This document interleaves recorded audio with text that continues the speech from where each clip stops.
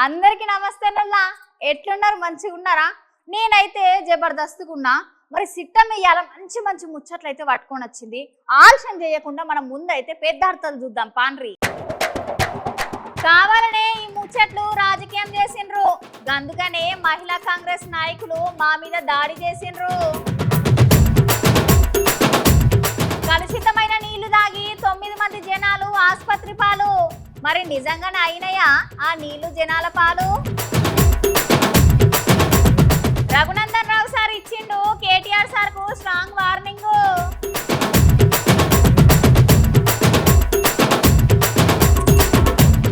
Akkineni Nagarjuna N convention hall కూల్చేసిర్రట. మరి ఎందుకు కూల్చేసిండ్రో నా కన్వెన్షన్ అని అంటున్నా నాగార్జున సారు. మన తెలుగు సినిమా నటుడు కింగ్ అక్కినేని నాగార్జున సార్ కట్టించిన ఎన్ కన్వెన్షన్ హాల్ ఉన్నది కదా నుల్లా, మరి దాన్ని కూలగొడుతున్నారట. మరి ఎందుకు కూలగొడుతున్నారో చూడు మీరే ఒకసారి.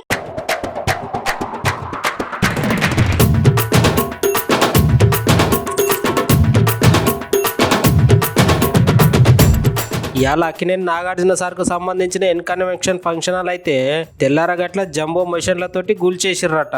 అసలు ముచ్చట్ల కొట్టే తిమ్మిడి కుటుంబంకు సంబంధించిన బాఫర్ల ఎన్ కన్వెన్షన్ అక్రమంగా కట్టిరని మస్తుగానే ఫిర్యాదులు వచ్చుడుతోటి ఈ కన్వెన్షన్ ను పోలీసులు బంధం కూలగొడుతున్నారట.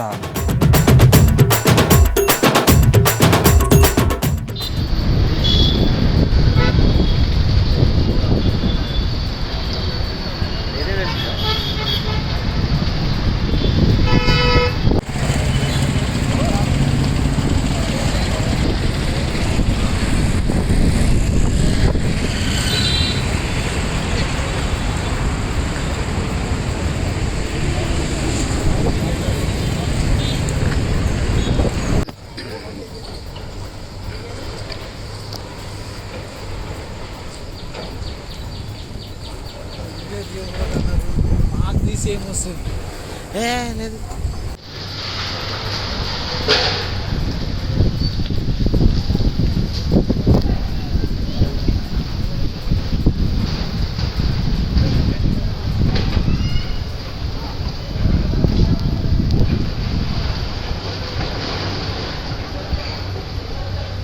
భద్రాద్రి కొత్తగూడెం జిల్లా మంచిర్యాలలో ఒక విషాదం చోటు చేసుకున్నది.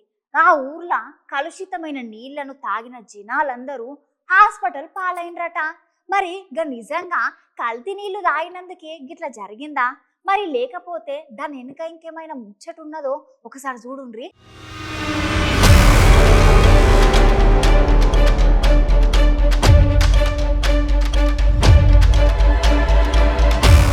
పాపముల భద్రాద్రి కొత్తగూడెం జిల్లాలో ఒక విషాదమైన ముచ్చట జరిగిందనే చెప్పాలి. ఎందుకంటే ఇంకా ఊర్లో ఉన్న జనాలందరూ అక్కడ ఉన్న మంచినీళ్ళు తాగి ఇట్లాంటి పరిస్థితి తెచ్చుకున్నారట.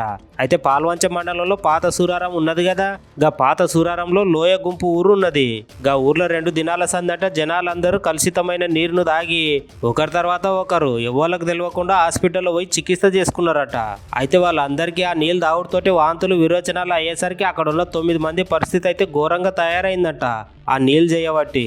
కాకపోతే శుక్రవారం రాత్రి నుంచి వెళ్ళి శనివారం పొద్దుగాల దాకా మొత్తం 9 మందికి ఒకటేసారి వాంతులు విరోచనాలు అయ్యేసరికి వాళ్ళని ఎంబటే 108 సాయంతో పాల్వంచలున్న సర్కార్ దవాఖానలో చేర్పించి ఎంబటే వాళ్ళకి చికిత్స చేయించారట. మరి ఇట్లా జరిగిన సంఘటనకు మూల కారణం అక్కడ తాగిన కలుషితమైన నీళ్ళేనా లేకపోతే ఇంకేదైనా ఉన్నదా అనే ముచ్చట ఇంతవరకు తెలియలేదట.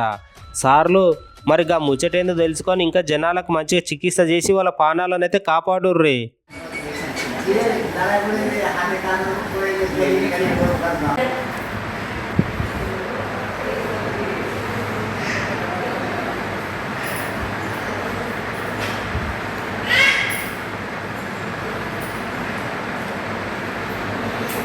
Sir okay.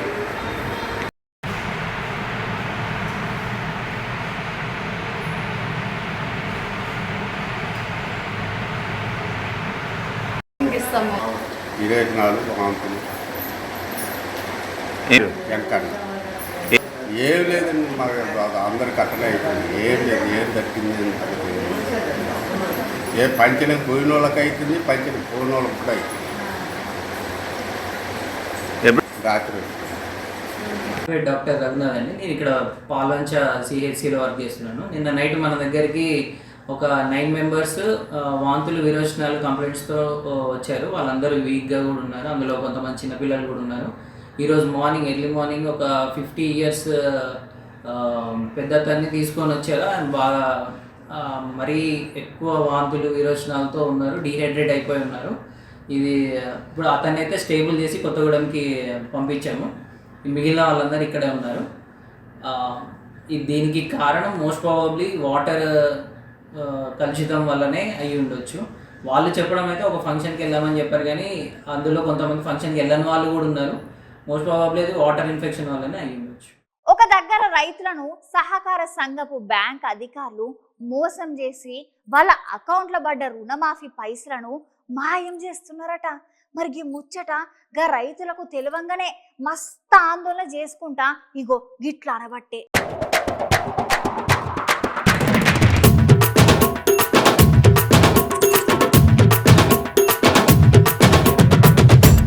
ఈ గవర్నర్ల కొమరంభీం ఆసిఫాబాద్ జిల్లాలో కొన్ని సహకార సంఘపు అధికారులు రైతులను మస్తుగా మోసం చేస్తున్నారంట.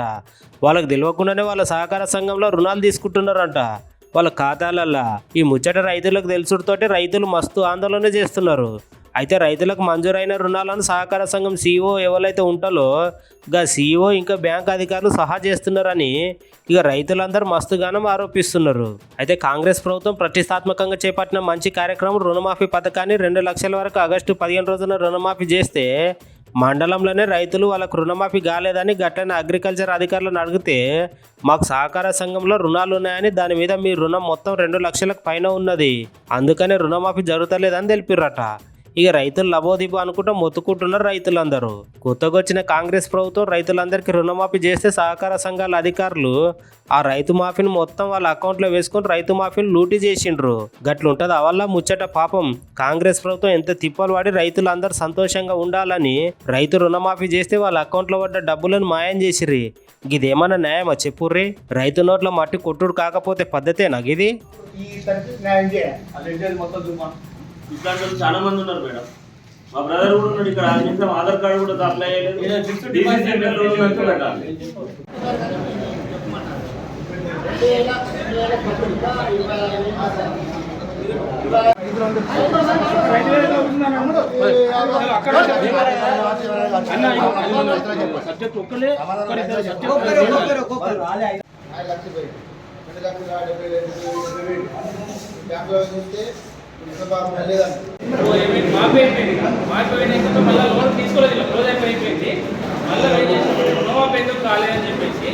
ఒకవేళ ఆన్లైన్ కాలేదు అని చెప్తున్నారు. ఆన్లైన్ కాకపోతే ఈ 22,000కి ఆన్లైన్ కాలేదా? మిగతా డబ్బులు ఏమైనా ఆన్లైన్ అన్నింటికి అయినప్పుడు వీటికి ఏమైతే వాటి ఎందుకైనా నేను రిసిప్ట్లతో సహా మీరు చూస్తారు. నా పేరు సంజీవ్ కుమార్ జైస్వాల్, నంబాల విలేజ్, రెబ్బన మండల్, కొమరంభీం డిస్టిక్. నేను సహకార సంఘంలో లోన్ తీసుకున్నట్టు చూపించి నేను 1,25,000 రూపాయలు నా పేరు మీద 2021లో రాసుకున్నాడు. 2016లో నా లోను అకౌంట్ స్టార్ట్ చేసుకుని 2021లో 1,00,000 రూపాయలు లేపుకొని దానికి ఇంట్రెస్ట్గా 25,000, 1,25,000 రూపాయలు సహకార సంఘంలో డబ్బులు లేకున్నా నేను తీసుకోకున్నా నా పేరు మీద రాసిండు. Medak MP Raghunandan Rao sir KTR sir మీద గరం అవ్వకుండా సంచలనమైన ముచ్చట్లే మాట్లాడుతున్నాడు. మరిగా సారు కేటీఆర్ సార్ మీద ఏం మాట్లాడిండు, ఎందుకు మాట్లాడిండు చూద్దామా?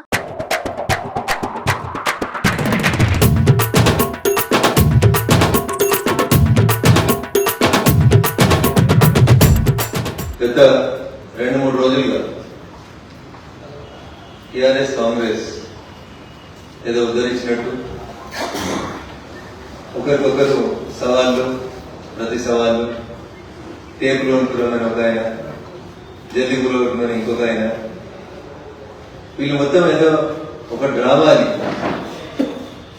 చీకటి దొంగ ఇద్దరు ఒకటే చేస్తున్నటువంటి డ్రామాని రక్తి కట్టించడం చేసేటువంటి ప్రయత్నం ఎలా కనబడతారు. పొంగురెడ్డి శ్రీనివాసరెడ్డి గారు అంటారు, కొత్త టేపులు అనుకొని బాబా బామ్మర్దులు ఇద్దరు రాండ్రి నా ఇల్లు ఏమైనా FTLలోనో బఫర్ జోన్లోనో ఉంటే శిఖమూలో ఉంటే తొందరగా కూలగొట్టండి అంటాడు. డేటెడ్ 6/4/2010 ఏం చెప్తుంది అంటే హైకోర్టు సూచనల మేరకు, ఇందులో రాసేది క్లియర్ గా, హైకోర్టు సూచనల మేరకి మెట్రోపాలిటన్ కమిషనర్ అంటే MCDA చైర్మన్ ఎవరైతే ఉంటారో అతను, representative of the DG of the police, commissioner greater Hyderabad municipal corporation, ఇట్లా 17 మందిని పెట్టి అప్పుడే హైకోర్టు ఇచ్చినటువంటి సూచనల మేరకి 2010లో GOMS నెంబర్ 157, ఈ జియో నెంబర్ పేరు 157, GOMS నెంబర్ 157 ని 2010లో ఉమ్మడి ఆంధ్రప్రదేశ్ ప్రభుత్వం అమల్లోకి తీసుకొచ్చింది. మీరు 2014 జూన్ 2 నుంచి మొన్న మీరు అధికారం కోల్పోయే డిసెంబర్ 9, 2023 దాకా మీరు మున్సిపల్ అడ్మినిస్ట్రేటివ్ మినిస్టర్ గా ఉన్నప్పుడు భాగ్యనగరం చుట్టూ రింగ్ రోడ్ కూడా ఇంకా మీరు ఇచ్చిన జీవోలు, ఇంకా వీళ్ళందరికీ ఇంకో జీవో చెప్పాలన్నా 2010లో ఉమ్మడి ఆంధ్రప్రదేశ్ ఒక జీవో ఇస్తే ఈయన మున్సిపల్ అడ్మినిస్ట్రేషన్ మంత్రి అయినాక 2021 దాకా నిద్రపోయింది ఆ జీవో మీద. ఇన్ని వార్తలు వస్తే మరి ఇవన్నిటి మీద ఏమి యాక్షన్ చేస్తలేదు. కొత్తగా రోజు పొంగులేడు గారు చెప్పదు, అబ్బా ఎంత బాగా చెప్పారబ్బా, ఏం చెప్పారబ్బా, ఇంచు జాబ్ ఉంటుందని బ్రేకింగ్ మన పొద్దంతా నట్టు, ఇంచు జాబ్ ఉంటుంది చెప్పు, సర్వే నెంబర్ ని అఫిడవిట్లో వేసినావు కదా, ఎగో నేను భూమి పలానా సర్వే నెంబర్ లో కొనుక్కున్నా, ఇది FTL లో ఉన్నది, లేదు 111 జీవోలో ఉన్నది, దీని గురించి ఎందుకు మాట్లాడుతున్నావు, నోటీస్ తప్పు మాట్లాడిన మీద కేసు పెట్టు, జైల్లో పడేసే. మీ అసమర్థత, మీ అలసత్వం, మీ చేతగాంతరం తీసుకొని BRS మీ మీద కలుస్తుంది. ఇగోనుల్లా మనకు సొమ్ములు ఎక్కువ ఉంటే ఏం చేస్తాం చెప్పుండ్రి. అమ్మో ఎవరైనా దొంగలు ఎత్తుకపోతారని వాటిని ఇంట్లోనో లేకపోతే బ్యాంకులలో దాచుకొని బయటకు వస్తాం కదా. కాకపోతే గివీళ్ళు ఎట్లా చేసిండ్రో చూస్తే మీరు మస్తుగానం షాక్ అవుతారు. ఏకంగా తిరుపతి వెంకటేశ్వర స్వామి దగ్గరికి పెయి నిండా బంగారము, చేతులకు కడియాలు, ఆమె కట్టుకున్న చీర కూడా బంగారంతో వేసుకొని పోయి దర్శనం చేసుకున్నారు.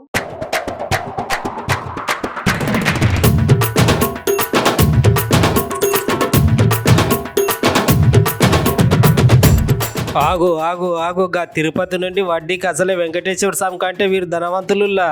ఆయన హనుమంతుని ముంగట కోతి ఎన్ని కుప్పగంతులు వేసినా కూడా కోతి హనుమంతుడు అవుతుందా చెప్పుర్రి మీరే. అరే గిని ఏ ముచ్చట మీద గింతగానం మాట్లాడుతున్నాడని మీరు అనుకుంటున్నారు కదా. గదేనులా తిరుపతిలో కుటుంబానికి సంబంధించిన వ్యక్తులు తిరుపతి దేవుడిని దర్శనం చేసుకునేటందుకు తిరుపతికి అయితే పోయిరు కదా. ముందుగానే తిరుపతి దేవుడు వడ్డీ కాసుల దేవుడు, గెలవకుండా గంటగానం బంగారం వేసుకుని వాళ్ళు గుడిలో పడిపోయి దేవుని దర్శించుకున్నారు. ఇంకా వాళ్ళ కళ్ళు కనబడకుండా మంచిగా నల్ల కళ్ళద్దాలు పెట్టుకున్నారు. వాళ్ళ పేరు మీద బంగారం ఎవరైనా ఎత్తుకపోతున్నారా లేదా అని ఎట్లా చూస్తున్నారో చూడురి. ఆయన చేతికి, ఆయన మెడకు, వాళ్ళ పక్క పొంటున్న ఆమె మెడకు, ఆమె సీరకు మొత్తం ఎటు చూసినా బంగారమే పోర్రి. ఇంత పద్ధతిగా గిన్నిగాన బంగారు నగలు వేసుకున్న వాళ్ళకు మరి దేవుని గుళ్ళకి ఎట్లా పోయి దర్శించుకోవాలనో పాపం తెలియదు కావచ్చు. అందుకని గింతగాన బంగారం వేసుకొని సోకు టాప్ చేసుకుంటూ వడ్డీ కాసుల దేవుని దగ్గరకు దర్శనం చేసుకున్నారు.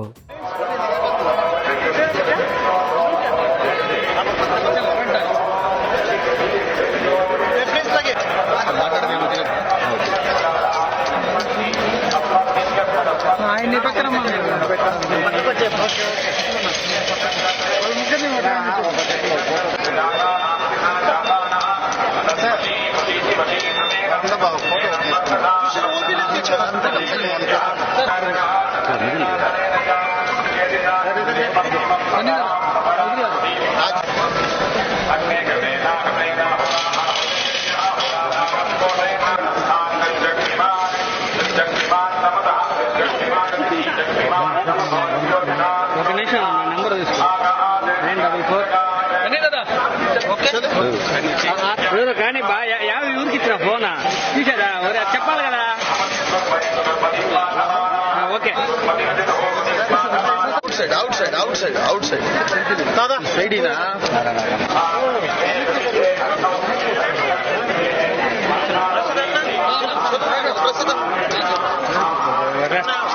ఏం సార్ జరుపుకోండి సార్.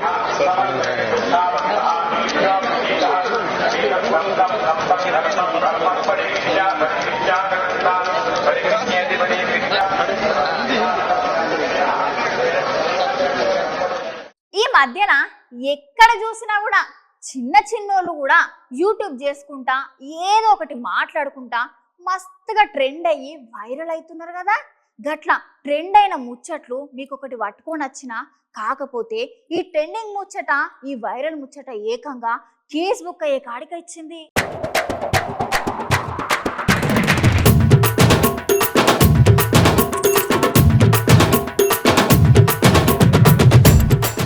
ఇగోనులా ఇగో 3 నెలల కింద యూట్యూబ్ ఛానల్ నడిపెట్టయినే ఏం చేసిండో మీ అందరికి ఎరికేనా ఉల్లా. ఇక అప్పుడైతే ఆయన రోడ్డు మీదకి వెళ్ళి పోకుండా పైసలు అన్ని గాలికి ఇసిరేసి ఆ వీడియోని అయితే మస్తుగానం వైరల్ చేసిండు కదా. ఇక అప్పుడే ఆయన మీద కేసు కూడా బుక్ చేసిర్రు. ఆయన ఎవరు అనుకుంటారా, గైనే ఉల్ల హర్ష, యూట్యూబర్ హర్ష అంటారట గైనేను. ఇప్పుడు కూడా ఇంకా యూట్యూబ్ హర్ష మీద కేసు అయితే నమోదు చేసిర్రు. అప్పుడు డబ్బులు గాలిలో ఇసిరేసిన వీడియో ఇప్పుడు మస్తు గనం వైరల్ అయ్యేసరికి గా హర్షను కూకట్పల్లి పోలీసు వాళ్ళు వచ్చి కేసు నమోదు చేసుకొని తీసుకొని పోయిరట. అయినా పైసలు ఎక్కువ తక్కువ అయితే ఎవరికన్నా పేదోళ్లకు లేకపోతే ఏం లేని వాళ్ళకి ఇస్తే బాగుంటది, కానీ గిట్లా పైసలన్నీ రోడ్ల మీద ఎందుకు ఇసిరేసినావు తమ్ముడా? గా పైసలు లేక చాలా మంది అయితే కష్టాలు పడుతున్నారు. గాళ్ళని చూసైనా కూడా నువ్వు గాళ్ళకి ఇయ్యచ్చు కదా. నువ్వు గిట్లా గాలిడ పైసలు ఇసిరెత్తివి, గా పోలీసు వాళ్ళు వచ్చి నిన్ను పట్టుకొని పోయే. ఏమన్నా ఫైదా ఉన్నదా? ఏం ఫైదా లేదు. పైసకు 10 ముళ్ళు వేసుకొని దాచుకోవాలి. ఇట్లా చేస్తే జనాలందరూ ఊకుంటారు అనుకుంటున్నావా తమ్ముడా అని ఈ వీడియో చూసిన జనాలందరూ అయితే అంటున్నారులా.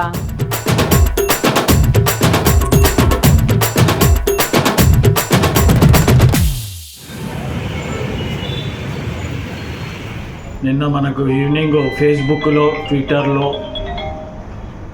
ఇన్స్టాగ్రామ్లో, సోషల్ మీడియా ప్లాట్ఫామ్ మీద ఒక అతను, వంశీ అనే అతను మోటార్ సైకిల్ పైన స్టంట్లు చేసుకుంటూ పబ్లిక్ ప్లేస్లో పబ్లిక్ డిస్టర్బ్ చేసుకుంటూ న్యూసెన్స్ చేసుకుంటూ పైసలను వెదజల్లుతూ మోటార్ సైకిల్ మీద స్టంట్స్ చేసి లైక్స్ కోసం పెట్టిండు అతను.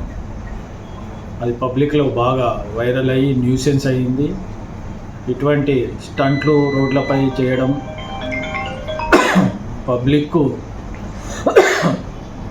ఇన్కన్వీనియన్స్ కల్పించడం లాంటివి చేస్తే సిపి గారి ఆదేశం ప్రకారం మా డీసీపీ గారి ఆధ్వర్యంలో ఆ ఇన్స్టాగ్రామ్లో వెరిఫై చేసి అతను ఎక్కడ ఉంటాడో ఐడెంటిఫై చేసి కేసెస్ రిజిస్టర్ అయినాయి. అతని పైన 3 కేసులు, సనత్ నగర్లో ఒకటి, కేపీహెచ్బిలో ఒకటి, కూకట్పల్లిలో ఒకటి. ఆ 3 కేసులలో అతన్ని ఈరోజు తీసుకొని వచ్చి జ్యుడిషియల్ రిమాండ్కు కోర్టుకు పంపడం అయింది. వీళ్ళకు ఎన్నిసార్లు చెప్పినా, ఎన్ని మలకలు చెప్పినా వయసుతోటి సంబంధం లేకుండా ముసలోళ్ళని చూస్తలేరు, పసిపిల్లలను చూస్తలేరు, మైనర్ బాలికలను కూడా చూస్తలేరు. పాపం వాళ్ళని వేధింపులు చేసుకుంటా అఘాయిత్యాలకు పాల్పడుతున్నారు. చీచి, ఈ విధవలను ఏం చేసినా పాపమే లేదు. బుజ్జి ఎంత బాధపడుతుందో చూడుండ్రి.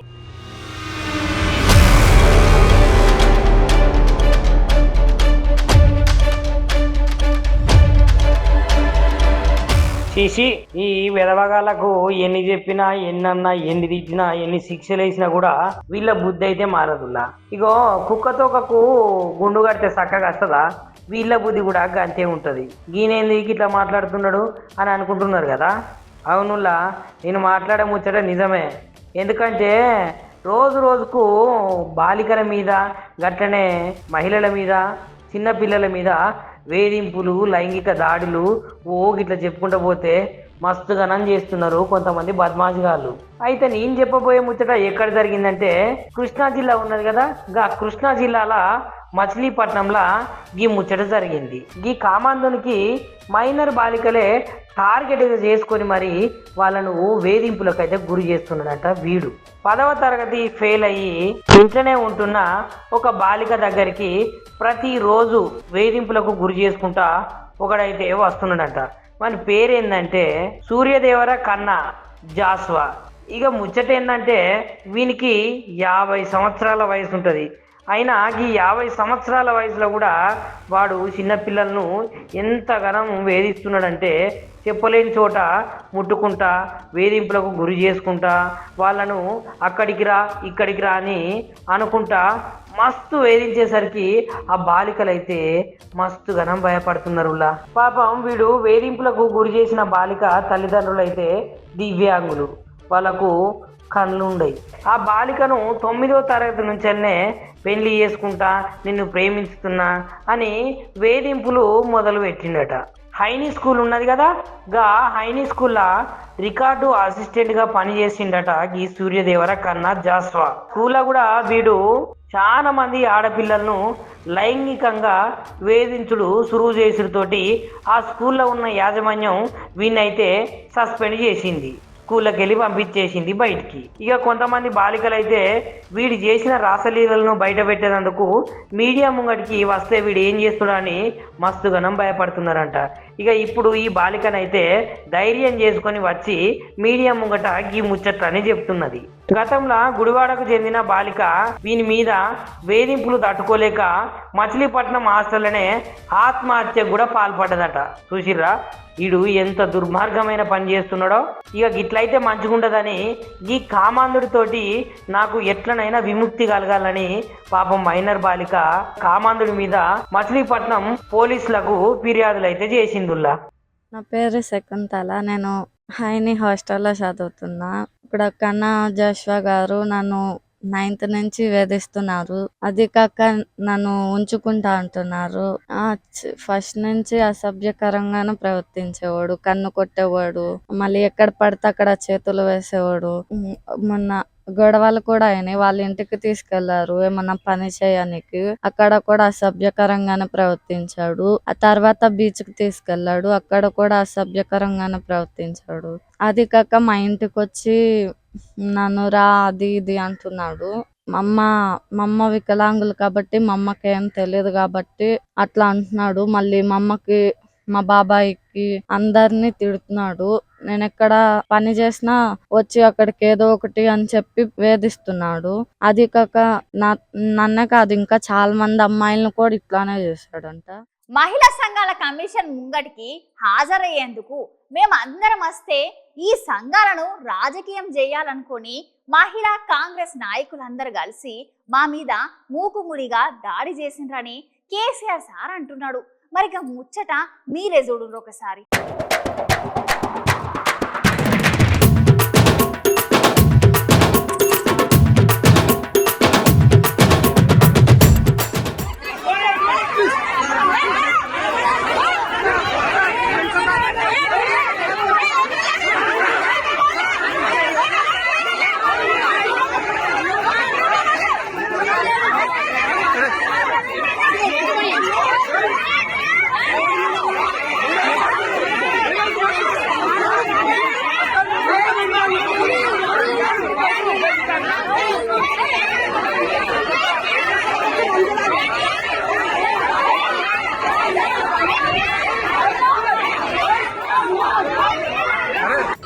ఒకటే రాష్ట్రంలో షాద్ నగర్లో ఒక దళిత మహిళ మీద అఘాయిత్యం జరిగింది, కొల్లాపూర్లో ఒక చెంచు మహిళ మీద అఘాయిత్యం జరిగింది.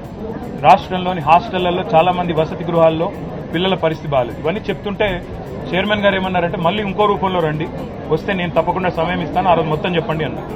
భవిష్యత్తులో తప్పకుండా మా పార్టీ నుంచి బృందం వస్తుంది, మహిళా కమిషన్ కలుస్తాం. అవసరమైతే ఇవాళ ఉన్న ఇంకా చిల్డ్రన్కి సంబంధించిన సేఫ్టీ విషయం కానీ ఇతరత్రా కానీ ప్రభుత్వ దృష్టికి ప్రధాన ప్రతిపక్షంగా ఎప్పటికప్పుడు తీసుకొస్తాం.